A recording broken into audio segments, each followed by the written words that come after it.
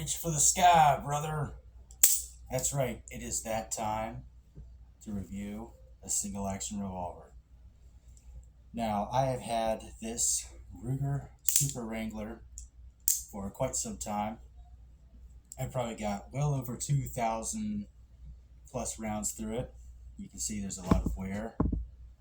I dropped it a couple times, and it doesn't really matter that much, but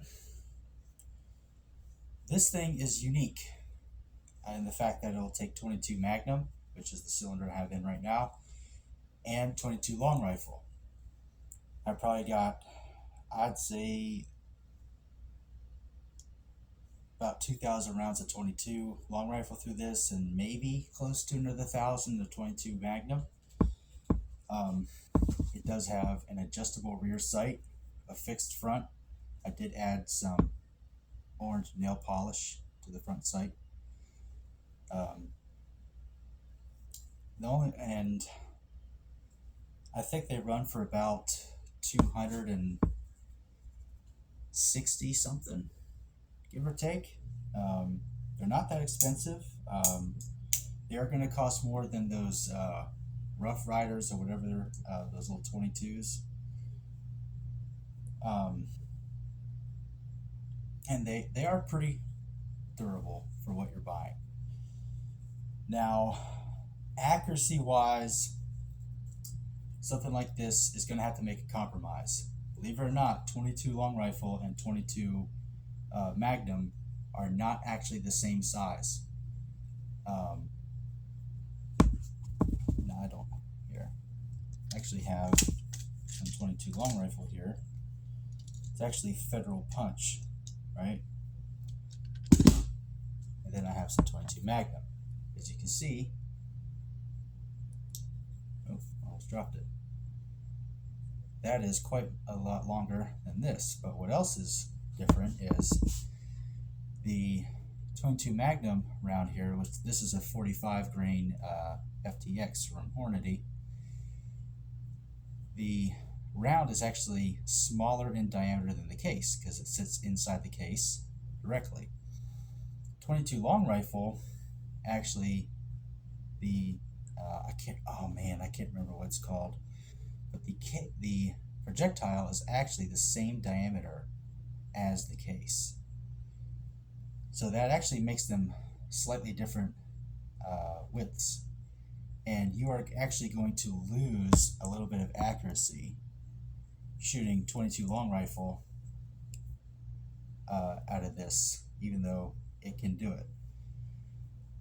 From what I notice, 22 Magnum, if you do your part, and by your part, I mean shooting on a rest or braced up against something, is the 22 long rifle, or 22 Magnum, sorry, is capable of hitting a white monster can at 100 yards. I know this because I've done it. It took me 17 tries to figure out my drop at 100 yards and to get windage correct, because there is a little bit of a gap with the rear sight. But 17 tries out of a box of 50 won myself a steak dinner.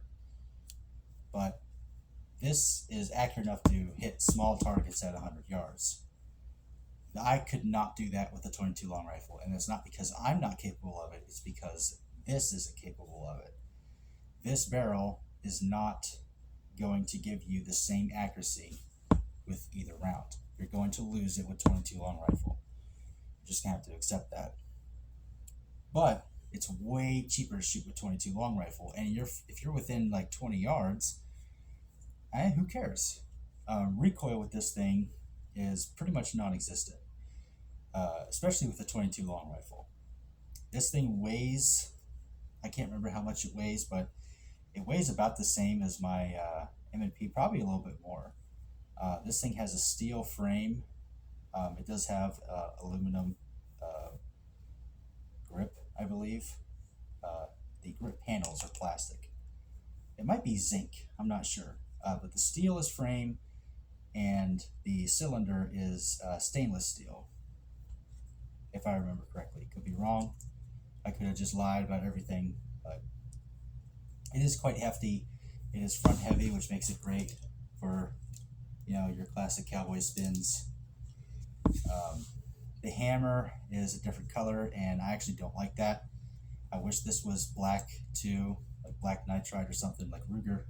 What the fuck? Don't make this stand out. It's ugly.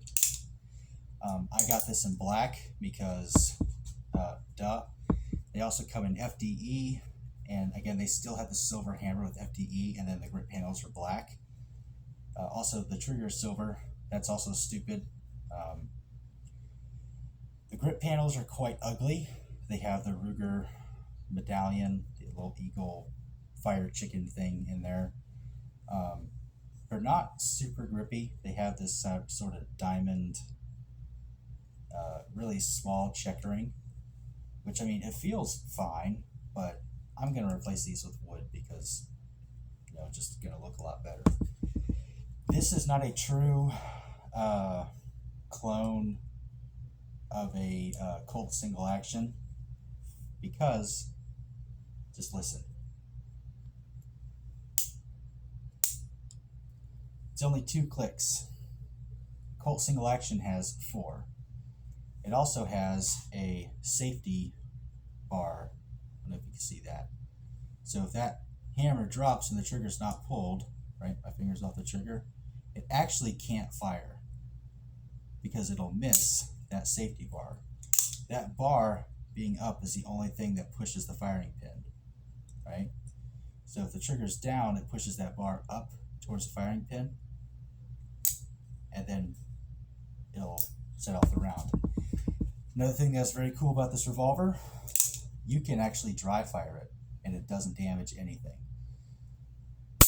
Usually with 22s, you cannot dry fire, and the reason being is because all 22s, even the 22 Magnums, are rimfire. So this rim contains the primer, and it actually strikes the edge of it. And because of that, because the firing pin is not centered, usually with these types of guns is when the firing pin goes forward, it actually will strike the edge of the chamber instead of hitting nothing like a center fire firearm. Ruger says in their manual, and I double checked, you can dry fire this thing. I've dry fired this thing quite a bit. It hasn't damaged anything. The frame and the barrel assembly is black Cerakote. When you do clean this thing, it's not super easy to wipe off, but this cylinder is very easy to clean. And it's not like this thing is going to get insanely dirty. This is not a high, volume of fire weapon that you would buy. This is literally just for fun. I bought this because I'm a fan of single action revolvers. I didn't own one, and I also can't afford 45 long Colt. Good Lord, that stuff's expensive. I also didn't feel like paying for 357 Magnum at the time. Remember, I got this a few years ago. So instead, they had one that was, I saw one that could take 22 long rifle and 22 Magnum. And 22 Magnum is comparable in price to 9mm usually. And 22 long rifle is just the cheapest bullets you can buy. So I bought this. For ease of use, I mean, it's very simple. You pull the hammer back and you pull the trigger. It's just that easy. I mean, the hammer's pretty easy to pull back. And if you do pull it back, the only way to lower the hammer is to pull the trigger. But you can then let the trigger go and it'll go all the way forward. There is no safety notch. So if you pull the trigger, it's going down. The hammer's dropping. To load, you have a loading gate, just like a single action. There are no detents, no clicks. This thing spins freely. So you just load your rounds, close it up, and you're good to go. You have 6 shots in each cylinder. To take the cylinder out, you have a button right here that you press in, and then you pull. Well, actually, first, I'm getting ahead of myself. You have to open the loading gate. Then you hit this button right here. Then you pull your rod out. I don't remember what it's called, and then your cylinder comes out, and that's full disassembly. Very simple. And you just put that cylinder back in, hold this button down, get it lined up. Right, make sure that that's locked in. Close the loading gate, pull the hammer back a little bit, spin it, and you're ready to shoot. All right. For the trigger, it's about 4.5 pounds, I'd say. You have, wow, I mean, it's very crisp and very short. You have just the ever tiniest bit of creep, right? And then you let go. There's actually 2 clicks. And it's locked, obviously, because it's a single action. You pull the hammer back, pull the trigger. Now, here's the cool thing that this thing does, that I think all single action revolvers do. If you just keep pulling the hammer back, it'll rotate the cylinder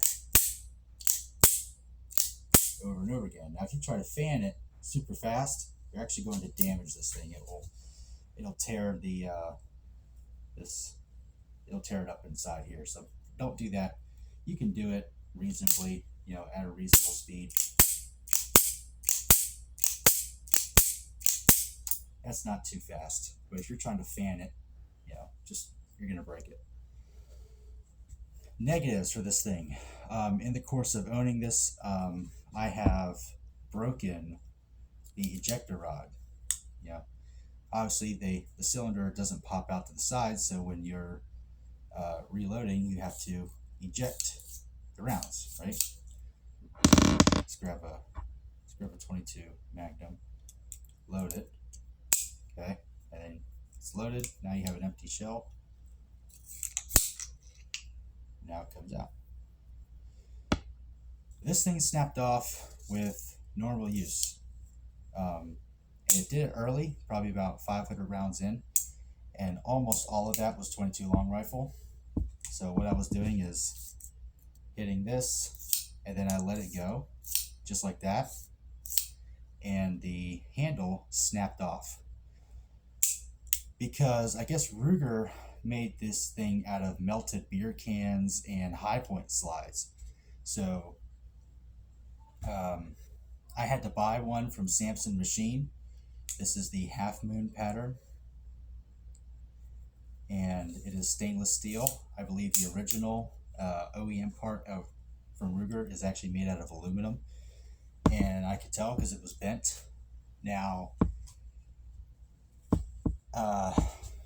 it did take 2.5 months to get here, so for 2.5 months I was actually shooting this thing by, I took the ejector rod out, it wasn't even in there.